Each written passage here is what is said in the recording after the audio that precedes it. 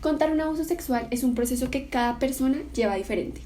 Cuando se cuenta cómo y por qué puede ser único en cada una de las víctimas. Sin embargo, aunque todas las mujeres somos un mundo diferente, hay un patrón que parece repetirse. Contar es muy difícil y puede tardarse mucho tiempo en decidir si hacerlo o no. Imaginen que una mujer es agredida, ultrajada y violada. Y cuando decide contar lo que le pasó, los entes que deberían apoyarla en la búsqueda de la justicia la obligan a repetir más de una decena de veces lo que le sucedió. Dejan de un lado su ayuda y por otra parte prefieren ponerle trabas en su proceso de buscar la verdad. Hoy tenemos que hablar de Ginette Bedoya.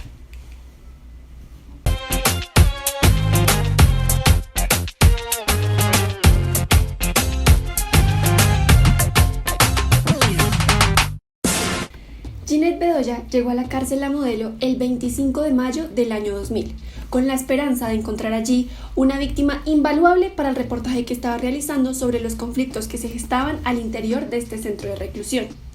En esa entrada, un hombre y una mujer sometieron a Ginette y se la llevaron. Todo esto pasó enfrente de una patrulla de policía, como ella lo narra. La periodista estuvo retenida durante 16 horas. 16 largas horas en las que fue víctima de violencia de todo tipo. Ginette no quería salir de su casa, le daba vergüenza lo que había tenido que vivir. Sin embargo, luchando contra sus demonios, decidió hablar a la fiscalía. Sus esperanzas por encontrar ayuda y respuestas fueron reemplazadas por el dolor de tener que repetir su testimonio más de 10 veces a funcionarios de la fiscalía, que al final no le dieron respuestas ni avances. Así que al no encontrar apoyo de las Cortes colombianas, Ginette, en compañía de la FLIP, trasladaron su caso a la Corte Interamericana de Derechos Humanos. Aquí llegamos al último capítulo de esta larga y dolorosa historia. En el juicio que hubo el pasado 15 de marzo, los demandados se retiraron, alegando que no habían suficientes garantías para continuar con el caso.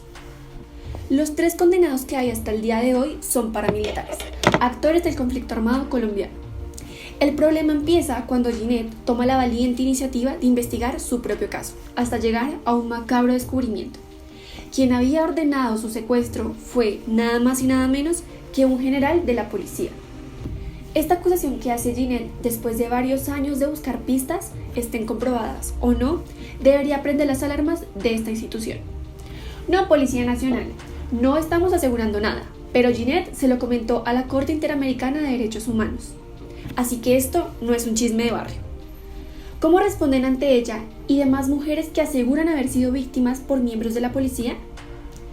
¿Qué están haciendo para investigar estos posibles casos y asegurar que no sucedan en un futuro? Los casos de violencia sexual en el marco del conflicto no son hechos aislados. Según la unidad de víctimas, tan solo entre los 80 y 2016 se tienen registros de más de 17.100 niñas y mujeres que sufrieron violencia sexual en este periodo. Las cifras no son más altas simplemente porque estos hechos ocurrieron en zonas abandonadas por el Estado.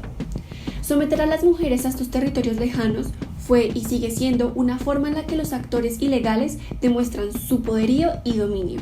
En el caso de Ginette hay paramilitares confirmados y presuntos actores de la fuerza pública.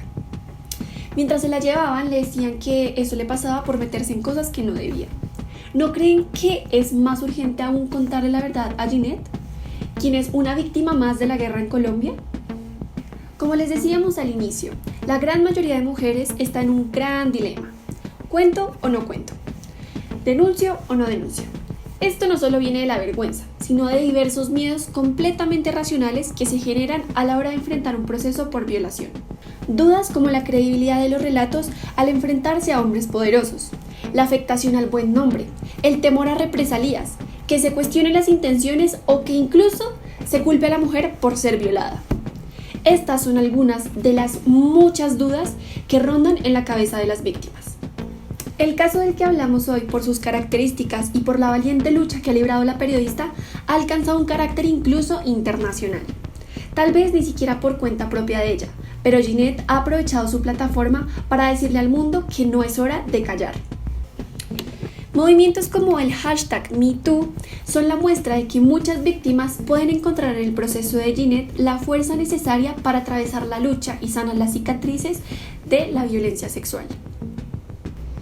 El Estado colombiano le ha fallado a Ginette en repentinas ocasiones. No es posible que cuando tengan la oportunidad de asumir su error, agachar la cabeza y reparar a una víctima que vivió una experiencia dolorosa y repudiable, vuelvan a fallarle poniéndole trabas al proceso en la Corte Interamericana de Derechos Humanos. Ginette ha librado una batalla que ninguna mujer tendría que librar.